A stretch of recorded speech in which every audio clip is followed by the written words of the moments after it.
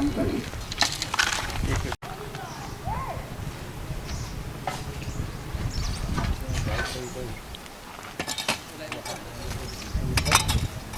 તમે મળશો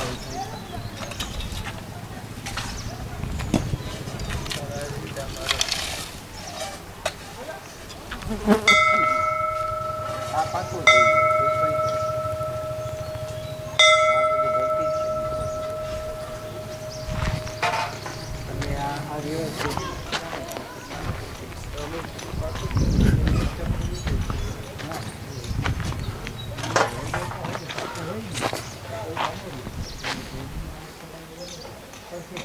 દિવસ પહેલાં ગયેલો આ પછી નથી ગયો.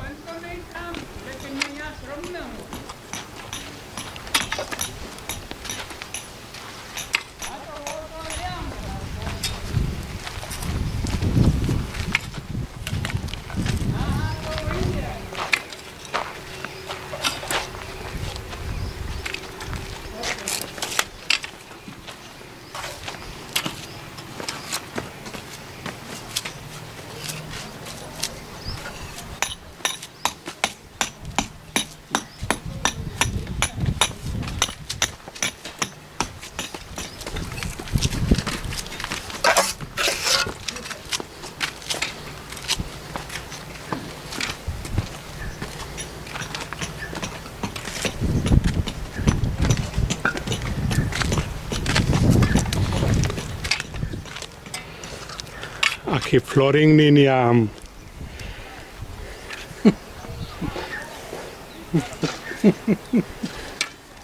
આના વિશે કંઈ બોલાય નહીં એવું છે. ભગવાન ઓલા પેઇન્ટર આમાં ઓલા બ્રશ મારે ને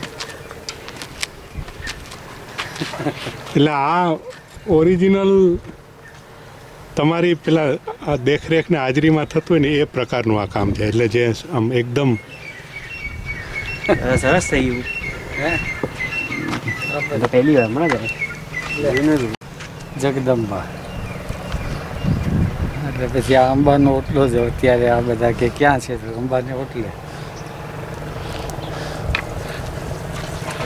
ભગવાન આ નિર્માણ શરૂ થયું પહેલાં તમે અમદાવાદ આખી વાત કરેલી આ એમ કલકત્તાથી આવ્યા ને કે આવું ફરતું પાણી હશે, નાના નાના તળાવની વચ્ચે એક ટેકરીઓ હશે, ત્યાં બધા સાધકો કામ કરતા હશે. આવું એટલે કાંતિભાઈ શિલ્પીને આપણે બોલાવેલા ને એ દિવસે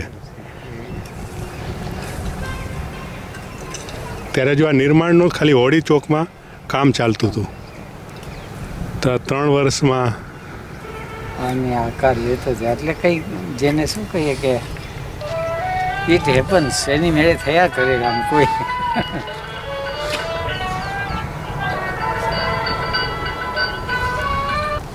હેલો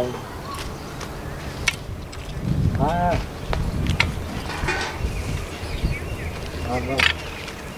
હા હેપી મકર સંક્રાંતિ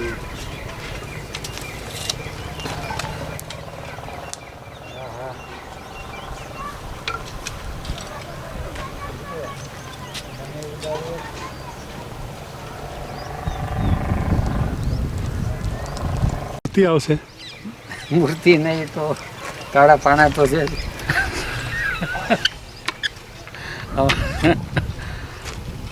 એટલે એનો આકાર નહીં પણ એક એનો એનું એક સિમ્બોલ બસ symbol. ગમે મૂર્ત નહીં તો અમૂર્ત નહીં તો કોઈ એવો સિમ્બોલ કે ગમે તે નહીં તો નામ થામ તો છે જ 11ના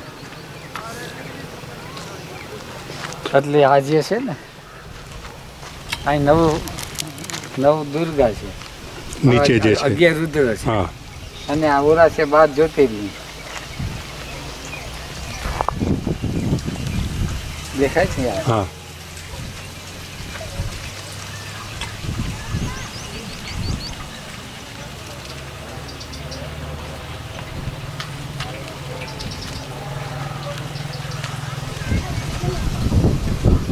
તો આ વચ્ચે દીપમાળા છે ભગવાન એનો કંઈક અર્થ કહેતા હતા થોડુંક વાત થયેલી કંઈ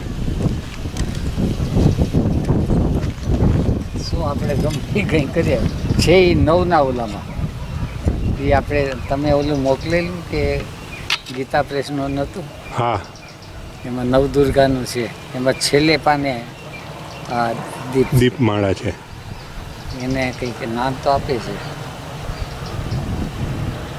એટલે જેમ કીર્તિ સ્તંભ હોય ને એમ દીપસ્તંભ શક્તિ સ્તંભ અને એ 9 છે એટલે એ પાછું નવદુર્ગાથી એટલે શૈલપુત્રીથી લઈ અને સિદ્ધિદાત્રી સુધીની યાત્રા છે એટલે એક જ ઉર્જા રિફાઇન્ડ થતાં થતાં સિદ્ધિદાત્રી સિદ્ધિદાત્રી બને છે એટલે આ એના જ્યાં એવોલ્યુશન માટેના ઓલા ત્રિકોણ છે ને એરો જે છે એ. એરો છે એ ઉપર છે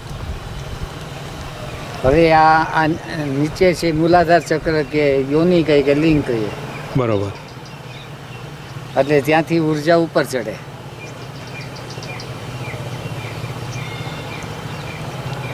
એ પછી આ બધું ચણાઈ જશે એટલે એમાંથી અર્થ નીકળશે અને ઉપર છે ત્યાં કંઈ આવશે હજી ઉપર પેલું શાસ્ત્ર હા. કમળ કેવું કંઈ કે લે હા એ જે કરવું હોય નહીં તો ઉપર પછી ધજા આવી જાય છે કાં જ્યોત આવી જાય એટલે આપણે ત્યાં દરેક મંદિર ઉપર ધજા છે ને હા. એ યશની ફરકે છે એટલે આમ યશ એટલે કીર્તિ સંસારના માણસો અને આમ છે બ્રહ્મ વિસ્તરતું જાય જ્યાં જ્યાં આ લોકો બુદ્ધ મંદિરોમાં ને એ ધજા છે જેટલા ઓલાની અંદર ધજા ફરકતી હોય એની અંદર એના વાઇબ્રેશનો જતા હોય એ પછવાડે લક્ષ્યા એટલે આ એન્ટેના ટાઈપનું એટલે ધજા છે એવી વાઇબ્રેશન જ્યાં જ્યાં જાય આ હવા જ્યાં જાય આ લોકોનું કંઈક બહુ ઘેરું વિજ્ઞાન છે એટલે હવા તો પછી એને કોઈ સીમા રહી જ નહીં ને ભગવાન એટલે એટલે જ બ્રહ્મ છે બ્રહ્મ એટલે વિસ્તરે ગમે વિસ્તરે. ત્યાં ગમે તે રૂપે પ્રગટ થાય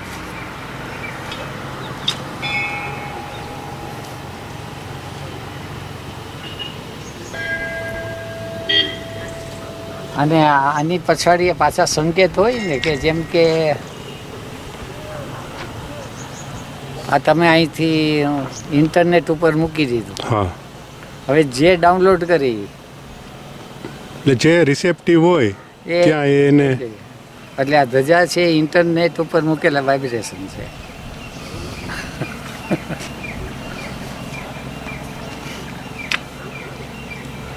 એટલે સામે તૈયારી હોય ભગવાન એટલે એને એક રિસીવ એટલે પાત્રતા receiver કેળવે હોય તો અત્યારે આ માધવપુરમાં છે એક બાજુ બેસી ગયા તો નવું નવું નવું નવું દર્શન ઉઘાડ્યા જ કરે જ ને એ ક્યાંથી આવે છે આમાંથી બસ.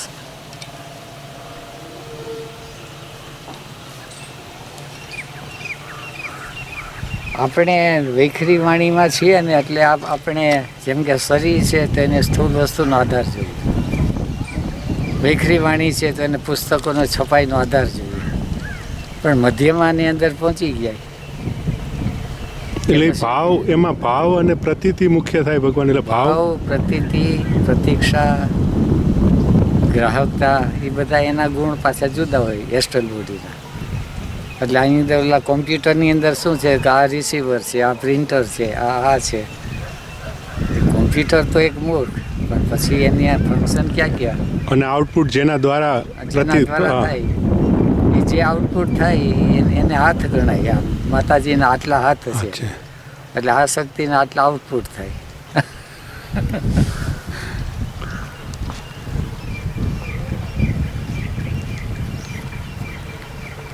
આ લોકોનું આમ ઋષિમુનિઓ જોઈએ ને તો માથું નમી પડે આમ. એટલે ભગવાન પણ આ સમજનો પણ એક કાળ આવતો હોય ત્યારે જ આવે એવું હોય ને. અત્યારે એનો કાળ ના આવે જ્યાં સુધી કોમ્પ્યુટર અને આ ને ના આવ્યા હોય તો એ આ સમજાવે તો એ પોતાની મેળે.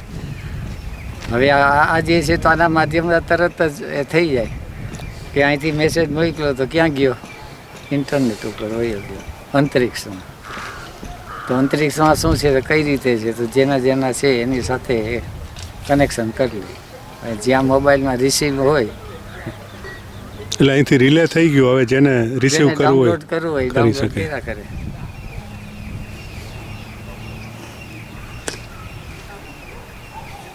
એટલે વ્યક્ત સાધક તરીકે માન લો કે અંદરથી જે રીતે સમજ અને એનો વિકાસ થતો હોય એ પ્રમાણે એની કેપેસિટી મુજબ ડાઉનલોડ કરી શકાય. ડાઉનલોડ એટલે આ જેને શું કે તમારે પેઇન્ટિંગ એક ચિત્રકામ કોઈને શીખવવું છે તો એની અંદર રિસીવિંગ કેટલું છે?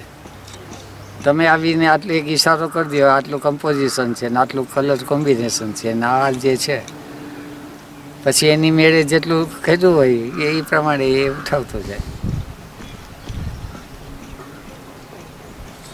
એટલે અમારા ચિત્રકારમાં અહીં નટુભાઈ નહોતા આપણે આવ્યા પરીખ, એ કહેતા પેલા શાંતિ શાહ બહુ ઓઇલ પેઇન્ટિંગવાળા હતા. એટલે એમ કે શાંતિ આ તું મને તારી કલર પેલેટ બતાવ તો તારે ત્યાં હું સંજવારી પોતા કરવા આવું. કારણ કે ઓલી કલર પેલેટ ખાલી જોવા મળે ને તો પણ કે જેમાંથી કેટલું આખી એનું વિજ્ઞાન આવી જાય કે ગાલની લાલાશ કેમ કરવી બતાવતા નહીં. જીવનભર એણે એ કેનવાસ નહોતું બતાવ્યું કે કલર કયા એટલે પડેલા હોય તો આમ ખ્યાલ આવે ને કે એમાં કયો રેડ વાપરવો. પકડી લે તરત જ. એટલે નટુભાઈ ઠેઠ સુધી કહેતા એ કે તું એકવાર એમ કે તારી કલર પેલેટ બતાવ. એટલે રિસીવિંગ આપણે એક ગ્રાહકતા હોય તો એ જોઈને ઘણા, એટલે તો હું આ ઘણાને કહું ને આવીને તમે મને જુઓ એટલે તમને ઘણું બધું.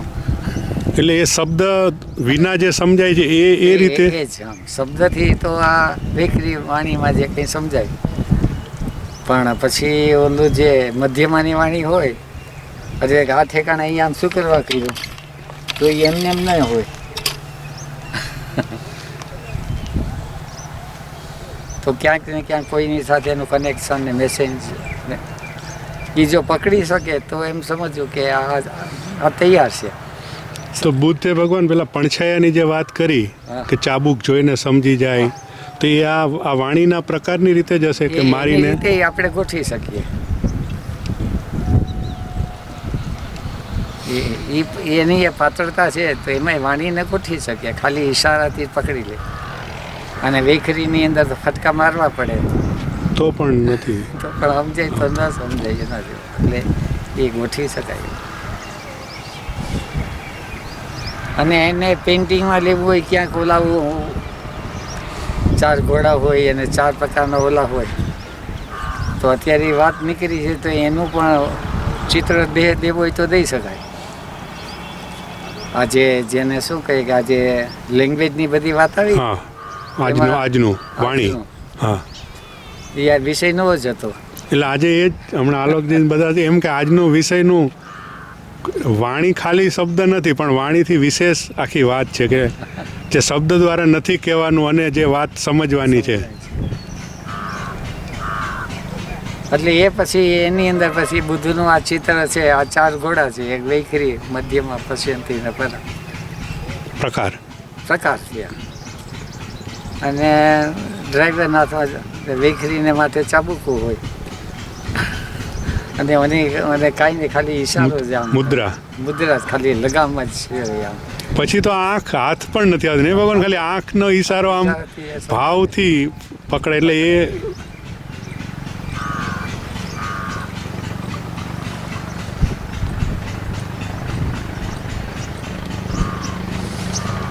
હાલો.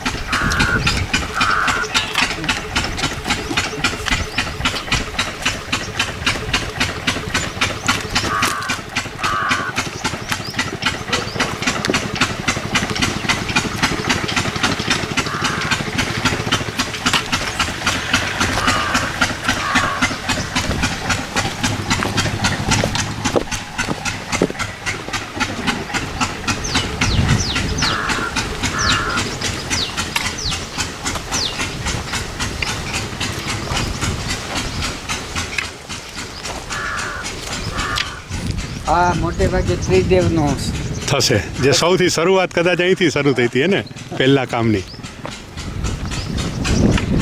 એટલે બ્રહ્મા વિષ્ણુ મહેશ ભગવાન ત્રિદેવ એટલે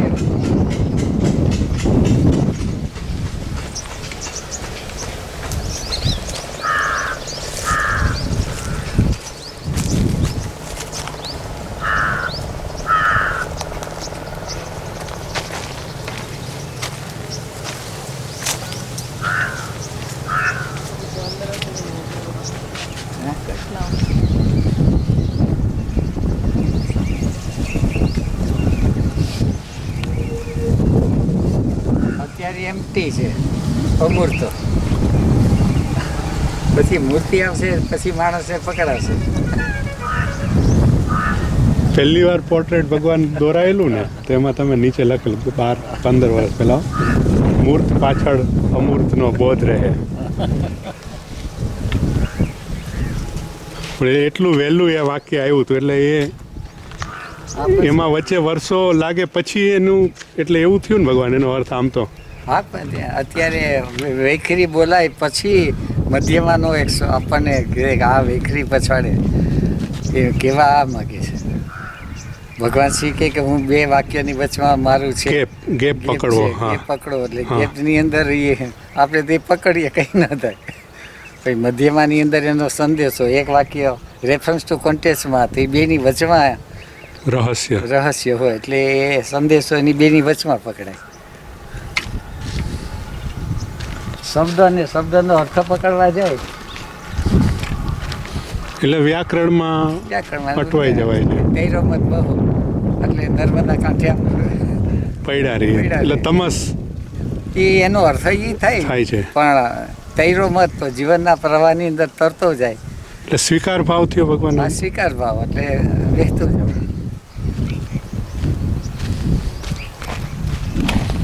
તો એના વાક્ય તો નાનકડું છે સૂત્ર, પણ સૂત્રની અંદર અર્થની ગંભીરતા. આ જોયેલું આ ચાલુ થયું ના એટલે હમણાં નથી આવ્યા છેલ્લા એમને હતું ત્યારે જોયેલું. ઝેન ગાર્ડન બને છે એવું કંઈ.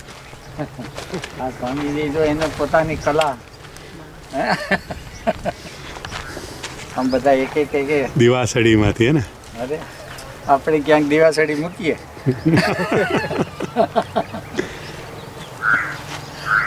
સળગેલી હશે કે એમને કાચી છે.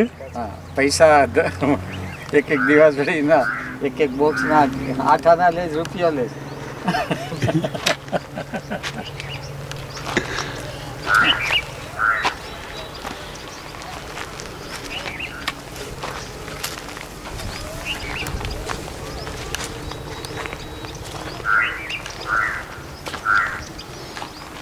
વાહ.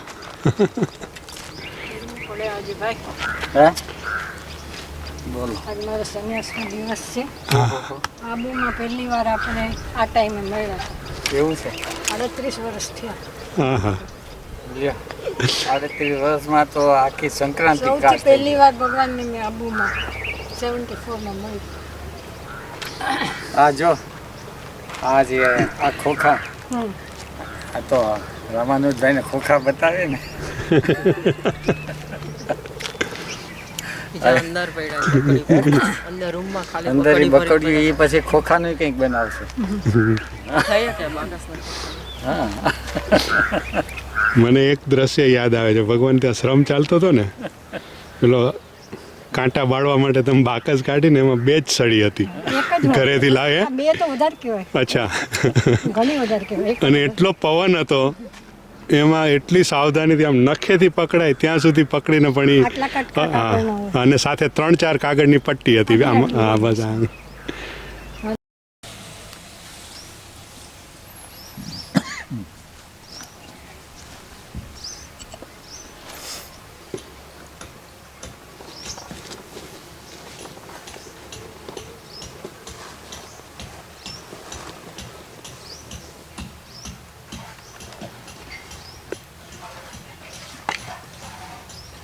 સામાન્ય એક આ લોકોએ નિયમ કે આકૃતિ ગુણાન કથયતિ, સાંભળેલું છે સૂત્ર કે આકૃતિ છે એ જ ગુણને કહી આપે.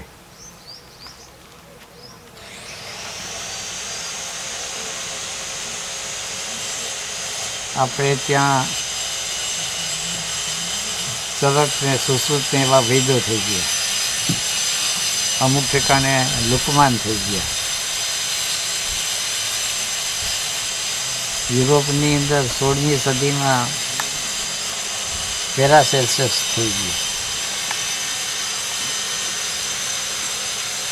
એ વનસ્પતિના ઝાડ પાસે ઊભી જાય અને ઝાડના પાંદડાની આકૃતિ હોય તો એ આકૃતિ જ એના ગુણ કહી દે. શા માટે આ પાંદડાની આકૃતિ આવી છે, શા માટે આવો કલર છે, શા માટે એનો શેપ, શા માટે આટલી આ ઋતુમાં થાય છે. એટલે એ માનવ શરીરની અંદર અથવા બીજે છે એની અંદર ઔષધીય ગુણ ક્યાં ક્યાં છે, તો એ જે વાણી દ્વારા એને ખબર પડે એ મધ્યમાં. અત્યારે તમે એક જગાએ જાઓ અને અંદરથી તમને એમ થઈ જાય કે મારે આ કરવું છે, એ જગા છે એ બોલે. આપણા તરફથી કંઈ નિર્માણ નથી કરવું, અને આપણા તરફથી નિર્માણ કરવું હોય તો આપણે જગાને શોધીએ. તો એ જગા કહેશે કે મને આ ઠેકાણે, તો એ જગા જે કહે આપણે કોઈને કંઈક આ જગા મને એમ કહે છે, પણ તો કહે છે કઈ ભાષામાં કીધું, તો એ જે અંતરાત્માનો અને પ્રકૃતિ વચ્ચેનો જે વ્યવહારિક સંબંધ છે ને ભાષાકીય, એને મધ્યમાં કહે.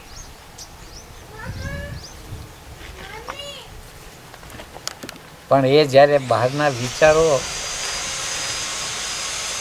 શાંત થાય, મનની કામનાઓ અપેક્ષાઓ શાંત થાય, પછી આ બધાની સાથે કોમ્યુનિકેશન, કનેક્શન. એટલે મોટે ભાગે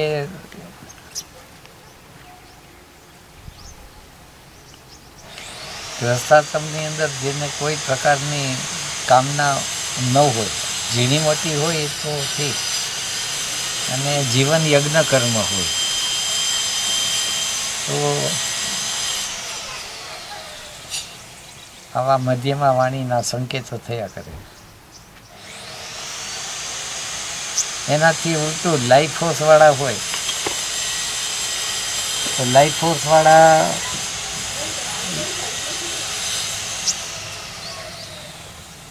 એ આ ઠેકાણે ફેક્ટરી નાખવાની છે, એ જગાને સંપાદન કરે, પછી ત્યાં ફેક્ટરી નાખે. એટલે એ પૈસાના બળથી, મસલ પાવરથી એ બધું કરી શકે. થોડો વખત માલનું ઉત્પાદન થાય, પણ પછી નેગેટિવ ફોર્સીસ આવીને ખલાસ થઈ જાય. ત્યારે મધ્યમાં વાણી દ્વારા જ્યારે વર્કફોર્સની અંદર જ્યારે આગળ ગયા હોય ને, તો પછી ધીરે ધીરે ધીરે ધીરે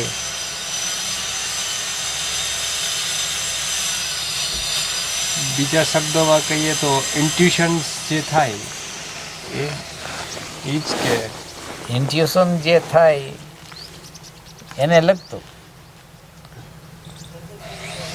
ઇન્ટ્યુશન જે થાય એ તમને કંઈક વિઝ્યુલાઇઝ થાય, કંઈક ઘટના બની હોય અને જે કંઈ કરવાનું હોય, ઇન્ટ્યુશનની શક્તિ ખરી એ એને જ લગતી.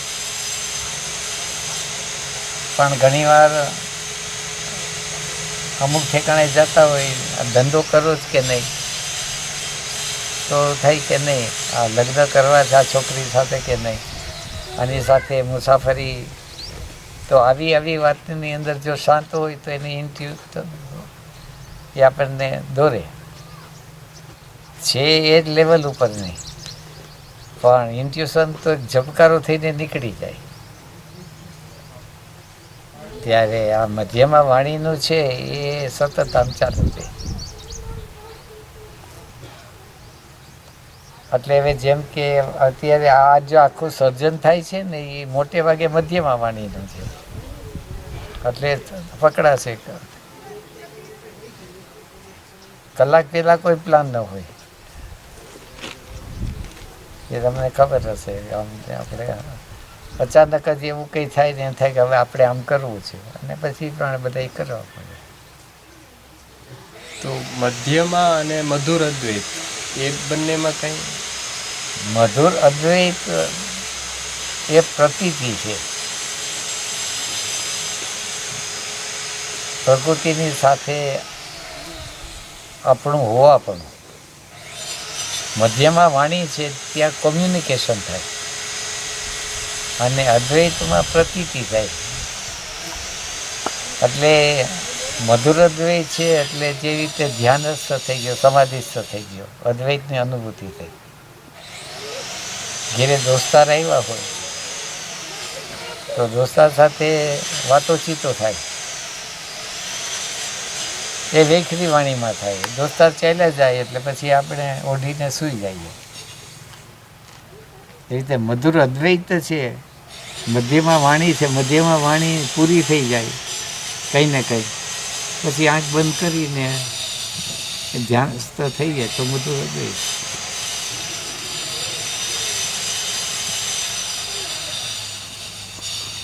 એટલે ઓબ્જેક્ટની સાથે જે કોમ્યુનિકેશન થાય કે એની જે પરિસ્થિતિગત ડિમાન્ડ જે કાંઈ હોય એ સામેથી સુજાડે, અંદર સૂઝ ઊભી કરે કે આ કરવાનું છે હવે.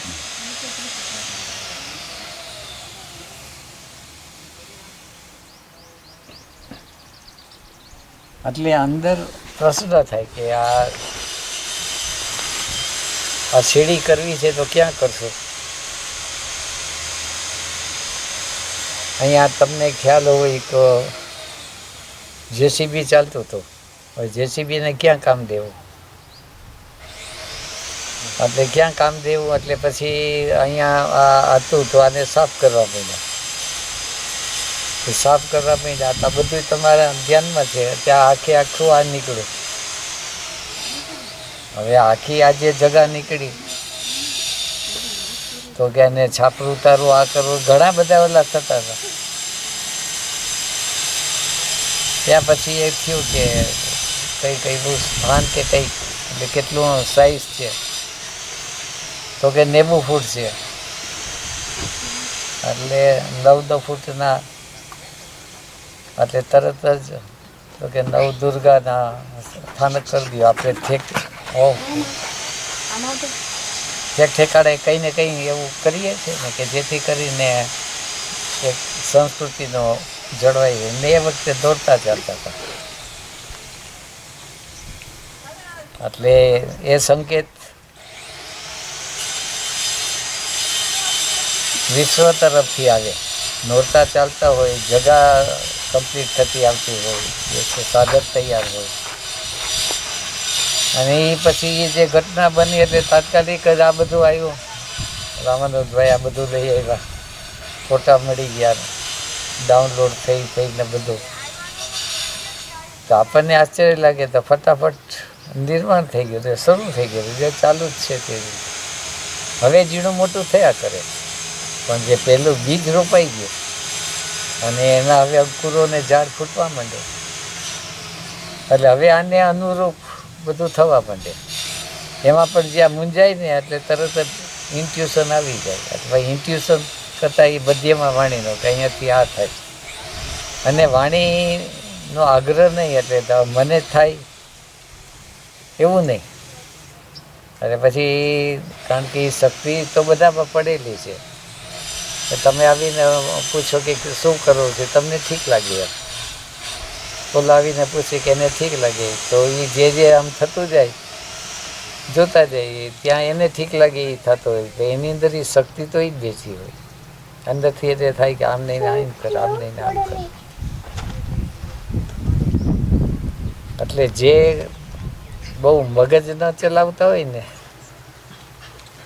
એને આનો સ્પર્શ થાય. બાકી આ ઠેકાણે કોઈ આર્કિટેક્ટ આવી જાય ને ધોકો તો થઈ જાય.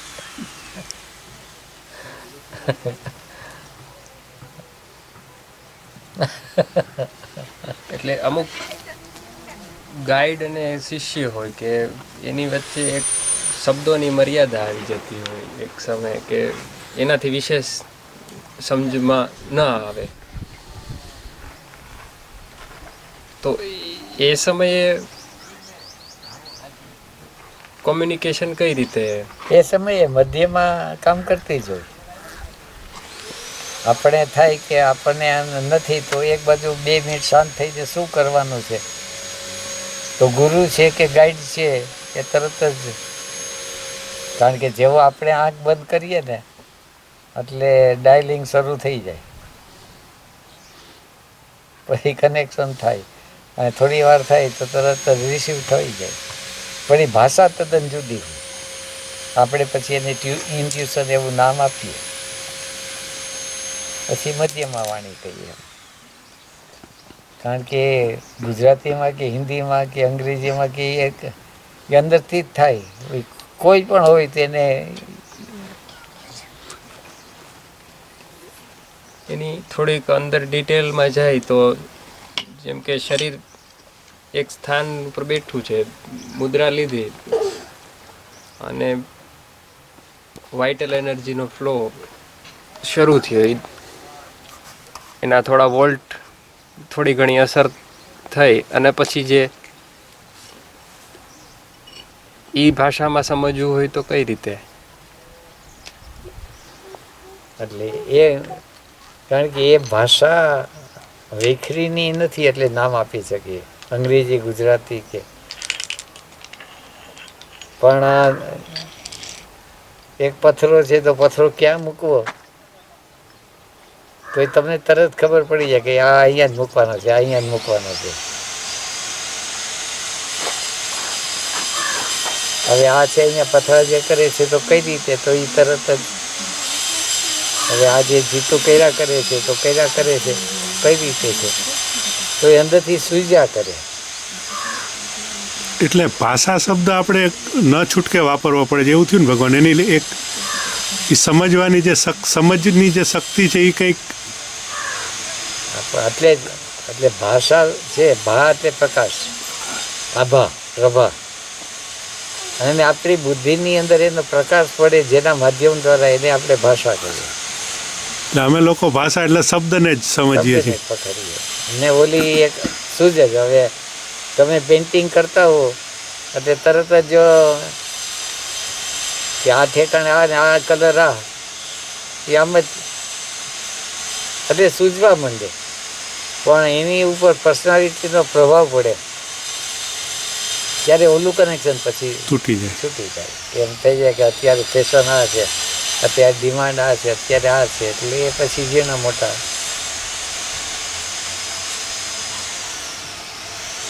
પણ જેમાં રહેવાનું થાય છે સમય જાજો સમય એ રિલેટિવ સ્ટેટમાં જ રહેવાનું થાય. સબ્જેક્ટિવ સ્ટેટ ઓછી. તમે જે કહો છો એવું જ્યાં સુધી અમારી સમજમાં ઉતરે છે એવું એ સબ્જેક્ટિવ સ્ટેટ. તો એની તો બહુ મર્યાદા આવી જાય છે. અને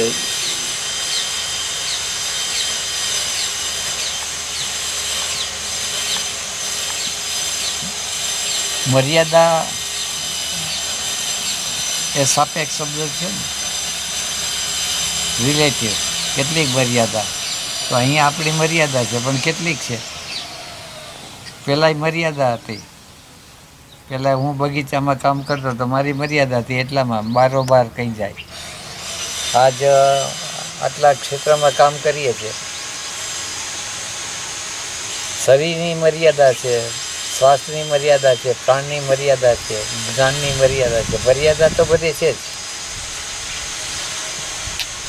પણ જે મહત્વ છે એ ફ્લાવરિંગનું છે. તમને અહીં રહી અને તૃપ્તિ થઈ ગઈ. ભૂખ બધાને લાગે છે, પણ હું આટલું ખાઉં તોય પેટ ભરાઈ જાય.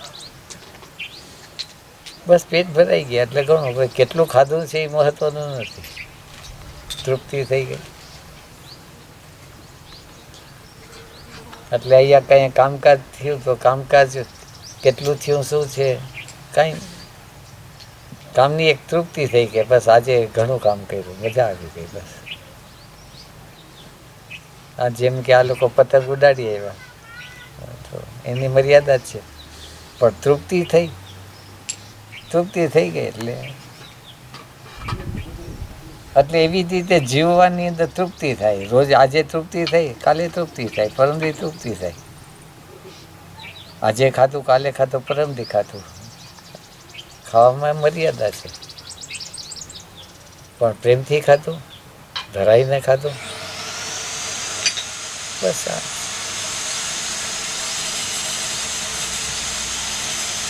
એવી રીતે જ્ઞાનની મર્યાદા છે. કેટલુંક સમજ્યા ને કેટલુંક સમજવાનું, પણ આપણે તૃપ્ત થઈ ગયા તો જો જવાનું ટાણું આવી ગયું.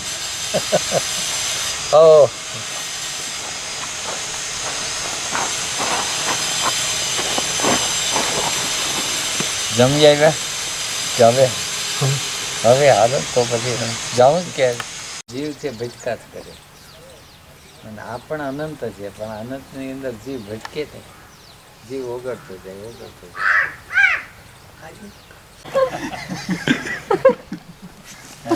તમારે બહુ ધ્યાન રાખવું પડે. આ તો ખાસ. જય માતાજી. માતાજી તમારે ઘરમાં બેઠા છે એટલે વાંધો નથી.